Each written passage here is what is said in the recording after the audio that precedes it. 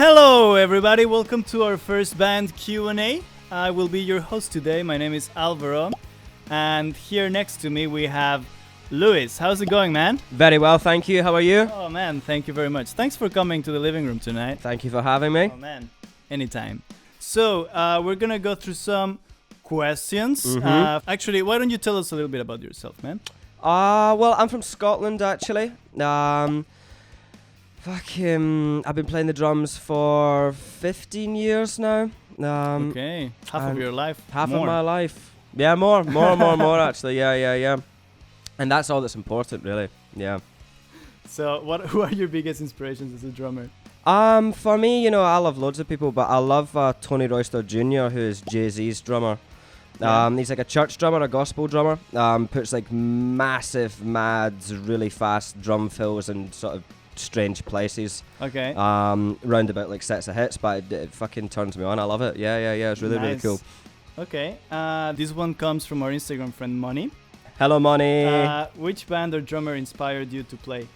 Well, when I was a kid, when I was 10 years old, I was watching a gig on the TV, a Green Day gig. I think it was live at Milton Keynes, if my mind serves me correctly. But yeah, I was watching the drummer. What's his name again? Trey Cool. Trey Cool. Shout out to Green Day and Trey Cool. Yeah, so I was watching that and I thought it was very cool. So I was like, fuck. Just like Trey. So I was like, shit, I want to do that. I was like, Mum and Dad, can I have a drum kit for Christmas, if that's all right? They said, well, you can, but you need to go for lessons and shit like that. Fair enough. So indeed, it was Green Day. Yeah. That got me rocking. This one comes with a little bit of spice, causing a little bit of controversy. They want us to start a beef with bigger bands than us. But Luis, this one comes from Mono. It's Dave Grohl or Bonham, and why? I mean, I think, like, I love them both. Definitely love them both. Of course. I think, like, if you're playing a drum intro like Smells Like Teen Spirit, like Dave Grohl did, then fucking hats off to you. If you're playing a drum intro like Rock and Roll, like John Bonham did, definitely, then hats off to you as well. I mean, I think, like, in terms purely of just, like, musicianship in terms of drumming, I'm going to go for John Bonham. Yeah. I think Dave Grohl would go for John Bonham as well. Definitely. I don't know. Well, Dave Grohl, why don't you let us know? Let us know, Dave Grohl. Yeah, what you think. He's going to write us a letter, be like, I'm fucking better than that Bonham cunt. He's going to be like, fuck you guys. And Bonham cannot defend himself. He cannot defend himself, which is terrible. If not drums, which instrument would you like to master, Mr. Lewis? Piano. Actually, I would really love to master piano. For me, I think it's an incredibly beautiful instrument. You can go like so light with it, But you can fucking thump the shit out of piano as well. You can really go for it. So yeah, I think piano. Piano would be really beautiful. A great choice. I think it like shows you. It helps you develop a lot of skills as well. It's also helps you look a little bit more sensitive as well. Yeah. Instead also of very beating the shit out of stuff, yo. Let's go to some more band-related stuff. Yes, sir. So tell us, what's your favorite band story? I think one of the best times we had as a band is when our friends Dax and Roxanne, they're all from Switzerland. Shout out to Dax and Roxanne. Dax and Roxanne, they live over there. Just around the corner. In the other studio. Yeah, Studio 2. But yeah, they're from Switzerland, and we get really kindly invited over to Switzerland just to check the place out. I'd been once before as a kid, just sort of drove through Mongrel, but then it was beautiful to go there again. We had smashing weather for it, it was beautiful. Yeah, we camped in the lake. Yeah. We drove up the Alps. Got all wasted. Definitely. Drove back down again, but yeah, I thoroughly enjoyed it. Yeah, Switzerland was smashing. We saw a cutting logs competition or something. Shit, man, that. We did. Yeah, I forgot about that. They had like a chainsaw competition. Yeah. It's like the world championship. Yeah, an axe competition. Fuck, man, that's right. Yeah, totally forgot about that. Very random moment in Switzerland. So shout out to Dax and Roxanne, their lovely family who had us in Switzerland.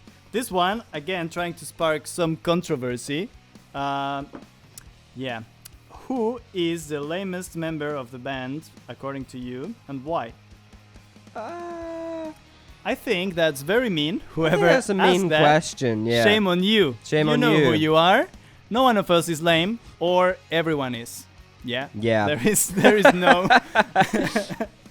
We're all together in the lameness. And coolness. And coolness, yeah. Equal levels all around, yeah. Okay, so we're going to go into some random questions people ask you on the networks, on the social medias. Right. Okay, so this one is from Cedric Pfister. Oh, uh-huh. Shout out to Cedric. Favorite or least favorite food? Ooh, I think like, I mean, it's not like a specific dish, but I would say my favorite food is spicy food. Ooh. Nothing. As a Mexican, I approve. Nothing insane, but hot enough to hurt a little bit. Okay. A little bit of sort of crying, a little bit of crying, some sweating, but still being able to enjoy the food. That's what you want. That's what you want. It's the perfect triad of pain and tastiness and glory. You feel like you have defeated. You feel like fuck you, little dish. Fucking defeated you. Yeah. But then I think it defeats you in the toilet.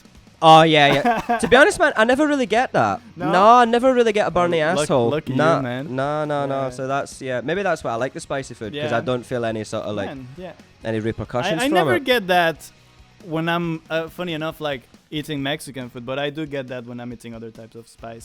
So fair enough. It's weird. This one is from Mr. Simon Goulin.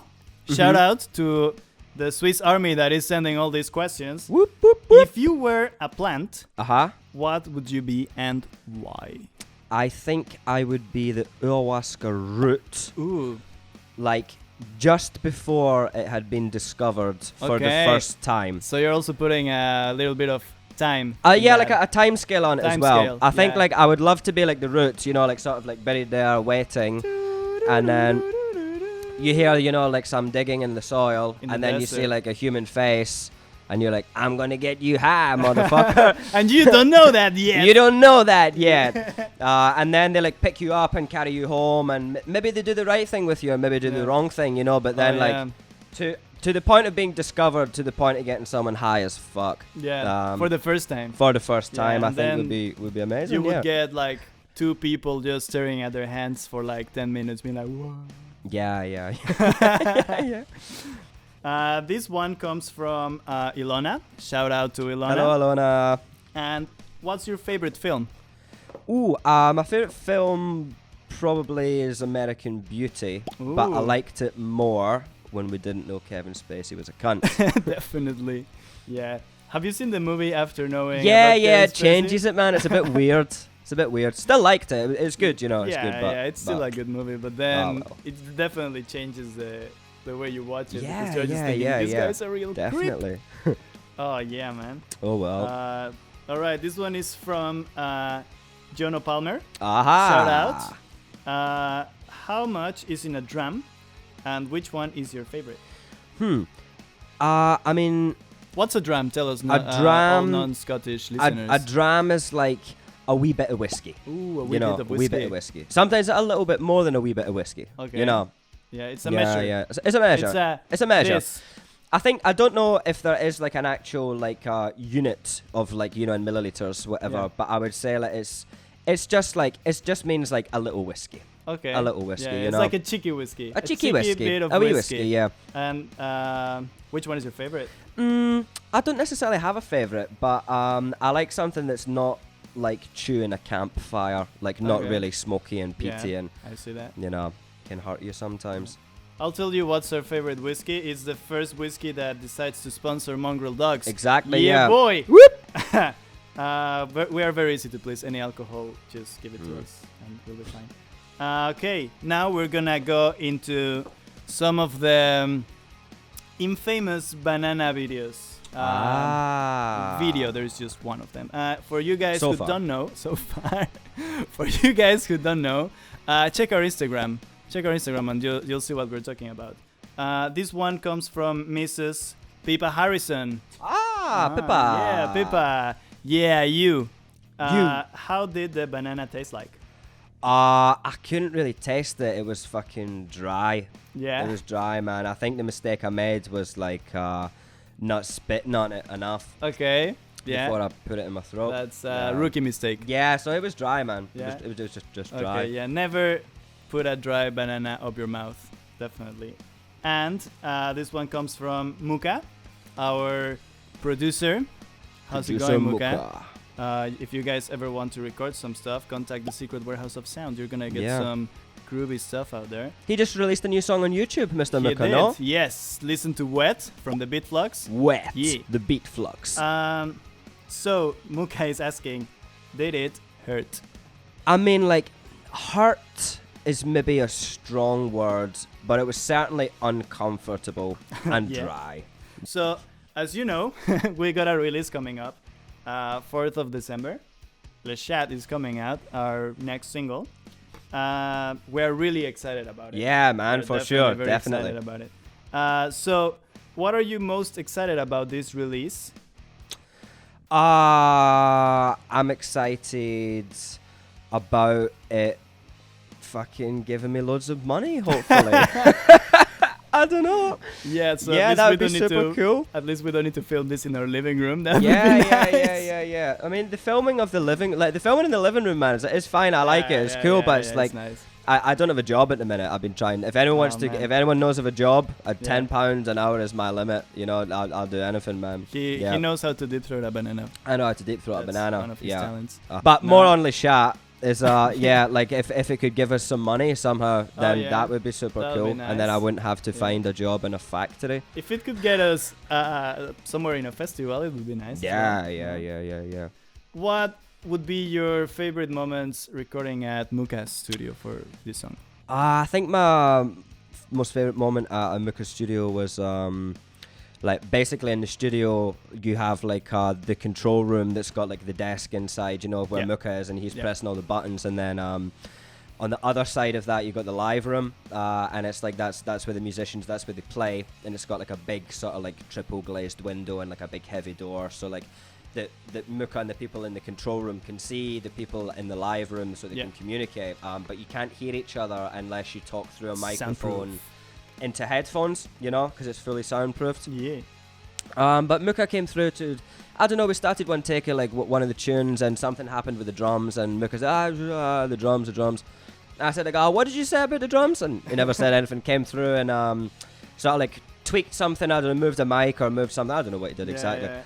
Some Muka stuff. And Muka stuff. He was probably talking to himself, just going like, just going back to the but then it came back through, you know, we went for a second take, and I got the click, you know, the 1, 2, 3, 4, and then Muka just like sort of like spoke into his microphone, looking at me through the window, and just went, "You fucking cunt."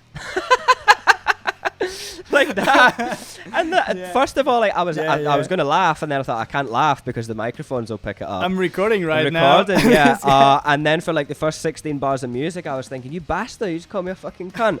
And then I was like, shit, think about the music. That but was yeah, amazing. man, it was a little challenge actually, like a little sort of like essentially just like a sort of like little curveball, you know, like, take this. Shout out to Muka, very professional, very professional to do that. No, it was great though. Great time. We have our friend from Instagram who is very nice and very supportive. Sorry, we don't know your name, but we know you're from Soler in Switzerland. She's asking, basically she has a little boy and he's starting to learn drums.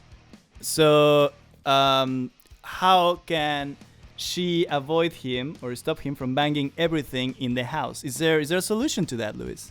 There is not a solution to that, actually. Something's gonna go for life. Yeah, it's a bit of a curse is a very negative word, but I think like drummers are very much it's our job to give the feeling, to give the time, you know. So we are constantly in the rhythm, and I think like once you get into it so much, it's hard to get out of it again, you know. Yeah. But it's a good thing. It means like he's interested in his instrument and interested in progressing, you know. He's clearly happy. Yeah. So I think the best thing you can give him is patience. Yeah, give him an electronic drum kit so that you can just turn it off. There's maybe one solution actually. Give him a soundproof room. Go to the soundproof room. Yeah. Fly me to Switzerland to build your son a soundproof room. I'll give him lessons. I'll charge like £10 an hour, like I said, pay for the flights. And then problem solved. Hashtag unemployed. Yeah. Someone Problem give him solved. a job. Easy. Like I said, I like Switzerland. Oh yeah, I like Switzerland. Yeah. Switzerland is great. It's always treating us very nicely. Our first international gig was in Switzerland, actually. True. We wore the ponchos. There is proof. We've been there. But yeah, anyway, thank you very much, man. This has been very pleasant. Thank you for coming to the Mongrel Dog Studios #1.